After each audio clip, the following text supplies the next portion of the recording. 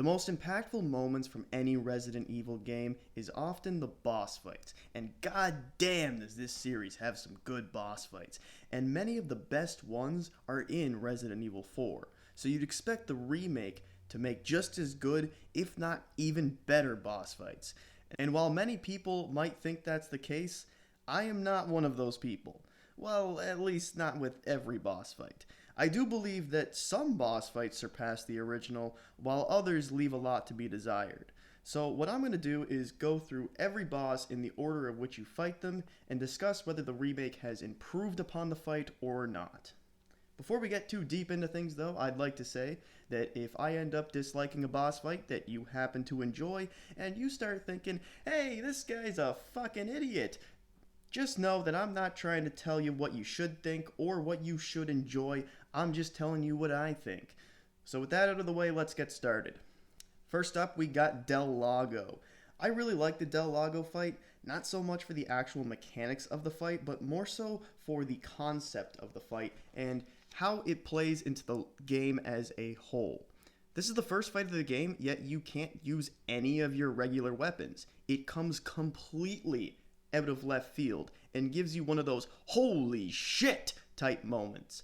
Gotta love those holy shit moments. There's also a huge sense of scale to this fight. The Del Lago is fucking massive. It really gives you a taste of what kinds of abominations you're gonna see going forward. Now with all that said, the original Del Lago and the remake's Del Lago are not that much different from each other mechanically. The remake certainly has better control, and you can throw the harpoons at all times during the fight, which is a nice change. However, I much prefer the cinematics from the original game, quick time events and all, and given that this is a cinematic fight, I'm going to give the win to the original on this one. El Gigante. I've always loved the El Gigante fight, so I'm just going to cut right to the chase. The remake takes this one hands down. The original El Gigante is a fine fight, but it's really easy to cheese this guy if you know how. The remake even has Bingo help you out a little bit more. Yes, I named the dog Bingo. Mendez. And this is where things start to get a little rocky. Now listen, I think the remake's Mendez fight is a lot of fun, but the big issue that I have with this fight is that it is not scary. Whereas the original Mendez fight was, in my opinion, one of the most terrifying fights in the game. The Del Lago and the El Gigante were certainly threatening, but they were spectacle battles more than anything. The Mendez fight has a completely different vibe. You are trapped in a burning building facing a monstrosity that is hell-bent on murdering you in the most gruesome way imaginable. But what makes this fight even scarier is the way Mendez moves and how you need to play around that movement. He's actually pretty slow, stumbling toward you like he's trying to balance all that shit coming out of his body. And although he is slow, he's got a pretty crazy reach, and he'll contort his body to sling himself right in front of you. It's so creepy and disturbing. This is why it's important to pay attention to your positioning. You want to stay far enough away so that he can't snatch you, but not too far or else he'll just contort his way over. And then it happens. The last part of Mendez that still resembles a human being, his legs, finally give out, and it becomes clear that they were just holding him back the entire time. Damn, does this flip the script on the player too. You go from fighting a slow-moving grounded enemy to a fast-moving aerial enemy. It really tests your ability to adapt to any situation. Everything that I've just said about the Mendez fight was not conveyed at all in the remake's version. It never seems like Mendez is struggling to balance on his human legs. He's not slow moving like he was before. His second form is just fucking stupid. For some reason, Mendez now has dialogue in the fight. Why did he need that? But the biggest offense is that they don't even show Mendez's initial transformation. Leon just shoots the barrel and there he is. I could go off on a rant about this right now, but I'm going to save this rant for another boss in this video because it's even more insulting in that boss fight. Up next, we got the Vertigo fight, and this is one of my favorite boss fights, both in the original and in the remake. That said, there's not a whole lot that's different about this fight, other than the fact that in the remake you can actually defeat Vertigo if you're ballsy enough. I don't think you can kill Vertigo in the original game, but if I'm wrong, then let me know. Let me tell you, when I first encountered Vertigo in the original game, I was scared shitless. And I love the fact that the goal of this fight is to survive and escape rather than defeat the boss. You could say the remake ruined this by making him defeatable, but I don't think so, since escaping on the elevator is still the optimal solution. Both versions of the fight are great, but I'm going to give the win to the remake on this one because I like the design of the Vertigo a little bit more. This fight is also an example of how in-game dialogue can be used effectively during a boss fight, mainly because the dialogue is not coming from the boss. Rather, Leon is the one with the dialogue. And hearing Leon go, "Where'd you go?" and "It's differently, doesn't it?" just hypes me up to start kicking some ass. Next up, we got the Duo Giant fight. This is easily my least favorite boss fight in the game, no matter what the version is. I hate it when games just go, "You fought one of these guys, now you gotta fight two of them. Whoa." Yes, they are technically two variations of the same boss, but it's still the same boss. In fact, in the remake, you have Luis with you, who does a tremendous job distracting the armored giant, which makes this literally just the El Gigante fight again. For that reason, I'm going to say that the original fight is better, because at least it provides you with a different challenge. Now we get to Salazar, and aw man, the Salazar fight was so cool in the original game. The way he gets absorbed into the plagas and that giant snake bursts out of it. It's so fucking cool. I can't wait to see how they handle this transformation in the RE engine. It's going to be so cool. And allow me to show you the power heavy granted by my master, the power of God. The stage is set for the final act. What the fuck was that? What the fuck was that?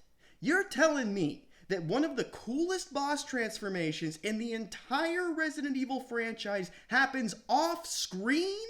No. It's not even that it happens off screen. It doesn't happen at all. He doesn't look anything like he did in the original. Instead, he's just this big pile of black goo, which seems to be a trend in how Resident Evil bosses are designed these days, and I am not a fan.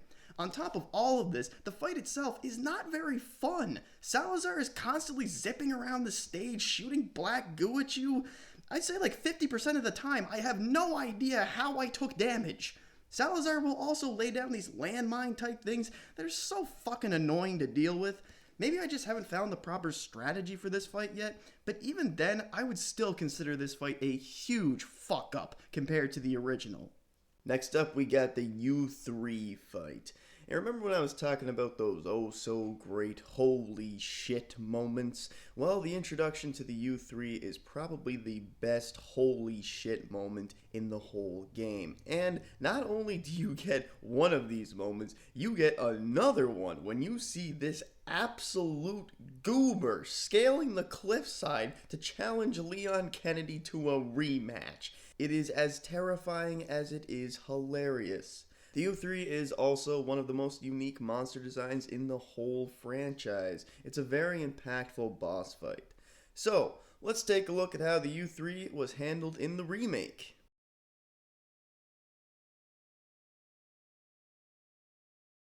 Moving on to the Krauser fight, and I think everybody can agree the remake's version blows the original out of the water. This fight is all about parrying, so if you haven't learned to parry effectively up to this point, well then it's just as Krauser says, the lesson is about to begin. I do miss those little landmine spiders, but it makes sense to not have them because they are pretty goofy. I also think the build up to the final fight is much better. Again, this is thanks to the new parrying mechanics. There's also no time bomb this time, and thank God for that. I always thought that was really unnecessary in the original. So yeah, the new Krauser fight is pretty badass. But there is one issue, and it's an issue that I've already mentioned earlier in the video, and that's the in-game dialogue. Now let me explain why I think this is a problem. With the Mendez fight, I'd prefer the dialogue not to be there, but it doesn't ruin the fight for me. With Salazar, his fight always had dialogues, and it's even fitting for his character, so that makes sense. With the Krauser fight, he also always had in-game dialogue, but the problem with the dialogue in the remake is that there's so damn much of it. He never shuts the fuck up.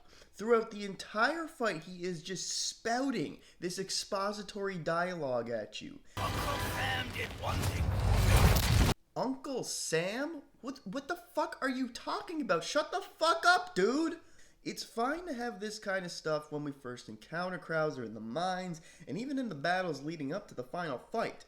But when it's time for the climactic final battle, and I'm trying to get all of these parries in, then it starts to become grating to listen to. But hey, at least we get to see his transformation, and it is really fucking awesome. Finally, we get to the Sadler boss, the final boss fight of Resident Evil 4, and thank God they didn't go and completely change his design like they did with Salazar.